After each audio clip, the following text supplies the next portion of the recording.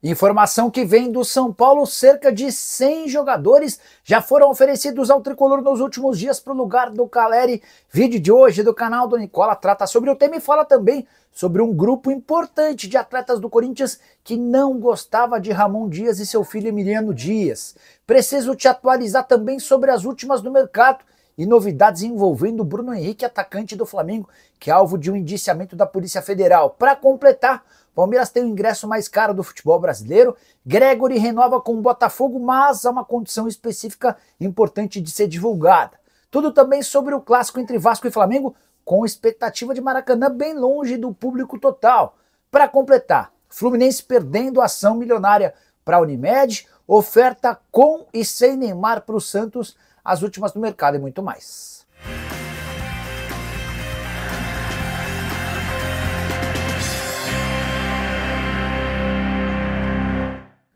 Fala aí pessoal, sou Jorge Nicola, bem-vindos a mais um vídeo do canal, sempre bom ter vocês por aqui, sem perder tempo, só pedir para deixar like, se inscrever no canal e ativar as notificações. Bora direto para o giro de notícias e a primeira informação é sobre o Fortaleza. Davi Luiz foi um dos atletas do clube hostilizados por torcedores do Lion no desembarque da equipe em Fortaleza depois da derrota para o Vitória. Torcedores bastante chateados foram tirar satisfação com o Davi Luiz, que não gostou. Já o Juventude recebeu proposta da empresa 511 Capital para se tornar uma SAF. A ideia dessa empresa é administrar uma rede multiclubes. Quero contar também que Murilo, ex-zagueiro do Corinthians, foi treinar no Nottingham Forest vestindo uma camisa do Timão. E houve esse registro com publicação nas redes sociais do próprio Nottingham Forest. Para completar o giro de notícias, contar que o empresário de Jürgen Klopp desmentiu informações de que ele estaria insatisfeito com o seu trabalho de chefe global de futebol da Red Bull, onde ele ganha 12 milhões de euros por temporada. Houve quem dissesse, inclusive, que o Klopp estaria disposto a trocar esse emprego por um cargo de técnico da seleção brasileira ou de comandante do Real Madrid. Bora falar agora sobre uma proposta na mão do Santos que inclui presença de Neymar e sem o Neymar. E aí você passa a ter um pouquinho da referência e da importância do craque santista. O Santos recebeu e foi procurado nas últimas horas por um grupo de empresários que pretende levar o confronto contra o Flamengo, cujo mando é do Santos, para o Castelão em Maranhão, São Luís do Maranhão para ser mais específico. O estádio Castelão é o principal estádio de lá. Jogo marcado para o Campeonato Brasileiro em 16 de julho.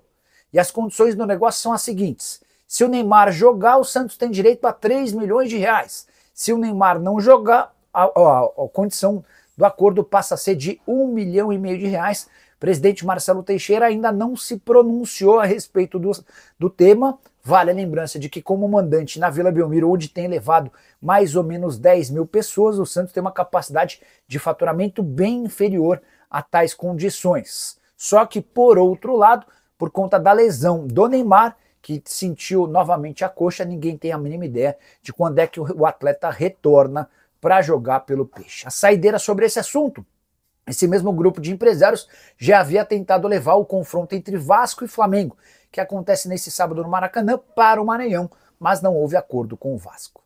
Bora falar agora sobre o Fluminense, que perdeu um processo milionário para a Unimed. Você vai lembrar, Fluminense e a Unimed foram parceiros por muitos anos, e a Unimed foi responsável por fazer do Flu um dos times mais vencedores no período. Pois bem, a Unimed entrou com uma ação na justiça e conseguiu a condenação do Fluminense em 90 milhões de reais. O Flu ainda recorreu para tentar ganhar um pouco mais de tempo e pretendia que isso não viesse a público.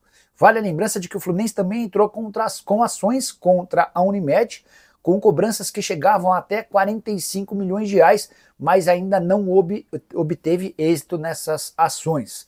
Para completar, só para explicar por que a Unimed chegou a essa pedida de 90 milhões de reais. De acordo com a empresa, essa cobrança se dá por direitos de imagem de jogadores, além de percentuais de transferências de atletas que aconteceram após a parceria, mas de jogadores que ainda estavam vinculados à Unimed. Preciso te falar agora que Vasco e Flamengo devem jogar no Maracanã com público abaixo do esperado. Até a tarde dessa sexta-feira, apenas 25 mil ingressos haviam sido vendidos de forma antecipada. nem os setores norte e sul, destinados apenas a torcedores do Vasco e do Flamengo, haviam tido esgotamento total. Importante lembrar ainda que até por conta dessa baixa procura, o Vasco já decidiu abrir mão de um dos setores, o setor leste superior ficará fechado. Dessa maneira, a carga total de ingressos cai de 69 mil para 59 mil torcedores. Só para completar em relação ao jogo, super importante, especialmente para o técnico Fábio Carille, que corre risco de demissão. Carille não terá Tietê, que vai ser ausência por conta de problemas com o seu filho recém-nascido. A gente torce para que dê tudo certo. E também a ausência de Payet, que tem um problema, um desconforto no joelho direito. Hora de falar sobre o Botafogo, que renovou o contrato do volante Gregori, atleta que já foi pretendido por Palmeiras, Atlético Mineiro, entre outros. O comunicado da renovação foi feito nas últimas horas pelo Botafogo. Novo vínculo só se encerra em dezembro de 2028 e graças à extensão desse contrato, o Gregori passa a ser um dos volantes mais bem pagos do futebol brasileiro. Mas, por exigência do atleta, o Botafogo concordou com a existência de uma multa rescisória de 7 milhões de dólares. Dessa maneira, basta que qualquer clube deposite esse valor para que o Botafogo tenha de liberar o atleta de forma imediata. Vale a lembrança de que o Gregori havia sido comprado do Inter Miami por 1,5 milhão de dólares. Dessa maneira, dá para dizer que se um negócio acontecer, o Botafogo terá uma grande compensação financeira. Só para arrematar, vale a lembrança também de que o Botafogo precisa responder e melhorar dentro de campo no empate em 2-2 contra o São Paulo. O técnico Renato Paiva foi chamado de burro por torcedores botafoguenses. Preciso falar agora sobre o Palmeiras. Você sabia que o Verdão tem o ingresso mais caro do futebol brasileiro? E essa não é uma prática atual, isso acontece já há algum tempo, mas resolvi pegar os números das 4 primeiras rodadas do Campeonato Brasileiro. O Palmeiras foi mandante em 2 delas e tem um ticket médio de R$80, bem distante do segundo lugar, que é do Vasco, com R$69, com o preço médio do seu ingresso. Terceira posição para o Corinthians, com R$68. O ticket médio do Palmeiras só não é maior porque um dos jogos como mandante aconteceu na Arena Barueri contra o Corinthians, e o Palmeiras, até para não ter um estádio tão vazio, o torcedor não gosta da Arena Barueri, o Palmeiras precisou reduzir o preço do seu ingresso. Senão, é possível que o ticket médio estivesse na casa dos R$90, como foi na primeira partida do Palmeiras dentro de casa contra o Botafogo, empate em 0-0. O Palmeiras justifica essa prática mais alta de ingressos por conta da grande presença de torcedores vinculados ao sócio-torcedor, o Avante. Dessa maneira, para que permita-se que apenas torcedores e sócios-torcedores tenham acesso, criou-se essa política de preços bastante cara. Se você ficou curioso em relação aos ingressos mais baratos do Brasileirão, depois dessas 4 rodadas, as 2 primeiras colocações são de clubes cearenses. Fortaleza tem o menor ticket médio, R$12 por ingresso, enquanto o Ceará aparece em segundo com R$17. Mirassol é o terceiro, com R$26 de ticket médio. Preciso falar agora sobre Bruno Henrique, o atacante do Flamengo, indiciado pela Polícia Federal por estelionato e também por fraudar as regras do jogo com esquema de apostas esportivas. Não deve ser suspenso de forma preventiva pelo Superior Tribunal de Justiça Desportiva. Essa era uma preocupação que existia dentro do Flamengo. Até porque se o STJD decide suspender o Bruno Henrique até o fim do julgamento, o atacante poderia nem conseguir mais jogar. O contrato do atleta com o Fla se encerra em dezembro de 2026. E os advogados do Bruno Henrique entendem que até que esse processo termine, é possível até que o vínculo dele com o Flamengo já esteja terminado. Dessa maneira não haveria prejuízo ao rubro-negro. Mas, importante dizer que com o avanço das investigações e, eventualmente, com o surgimento de novas notícias, isso pode acabar mudando. Importante lembrar também que, para justificar essa decisão de não suspender preventivamente o Bruno Henrique, o STJD alega que as investigações até agora se dão por apenas uma única partida, no jogo contra o Santos, no final do Campeonato Brasileiro de 2023, quando ele leva um cartão amarelo, e esse cartão comprovou-se, pelo menos até aqui, que surgiu a partir de combinações com seus familiares. Atleta de 34 anos de idade, completa 35 em dezembro e tem contrato até o fim do ano que vem no Flamengo. Quero falar agora sobre o São Paulo e os cerca de 100 nomes sugeridos para a diretoria tricolor em relação a centroavantes. Você sabe que desde a contusão do Calleri, a notícia de que ele só volta na próxima temporada, o São Paulo admitiu publicamente que busca um centroavante no mercado. A preferência é por jogadores desempregados, até porque eles poderiam ser inscritos agora e o São Paulo teria um substituto, um sucessor para o Calleri por enquanto. Antes de gravar esse vídeo, fui perguntar se Mariano Dias, que é um atacante da República Dominicana, que inclusive passou pelo Real Madrid, teria sido um dos jogadores sugeridos ao São Paulo. A resposta foi, abre aspas, ofereceram uns 100 jogadores para o São Paulo desde o anúncio da lesão do Calleri. Ou seja, essa pessoa confirma ou não desmente que o Mariano Dias esteja nessa relação e acrescenta pelo menos outros 99. E aí há um complemento em cima dessa declaração. Essa fonte ligada ao departamento de futebol do São Paulo diz o seguinte: o mercado reage rápido às tragédias, o que, para nós do São Paulo, é um fato triste, para muita gente é a chance de fazer negócio. Infelizmente é assim que a banda toca. Se o Calleri virou uma baixa e não tem mais condição de jogar em 2025, os empresários e também atletas desempregados buscam um emprego.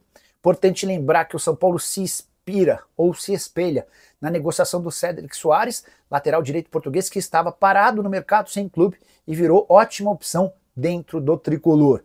Só para completar em relação ao Mariano Dias, jogador citado, passagem discreta pelo Real Madrid, não conseguiu brilhar pelo Sevilha. Ele não atua desde 26 de maio de 2024, completando quase um ano sem entrar em campo por clubes. Embora recentemente ele tenha participado de uma data FIFA da sua seleção na República Dominicana. Esqueci da parte mais importante. Perguntei se algum desses atletas, quase 100 ou cerca de 100 oferecidos ao São Paulo, causou empolgação, e a resposta desse dirigente tricolor é de que não. Até agora o São Paulo não se animou com nenhuma das opções. Bora fechar o vídeo com informação exclusiva. Ramon Dias, técnico demitido pelo Corinthians nesta quinta-feira, estava longe de ser uma unanimidade dentro do elenco corintiano.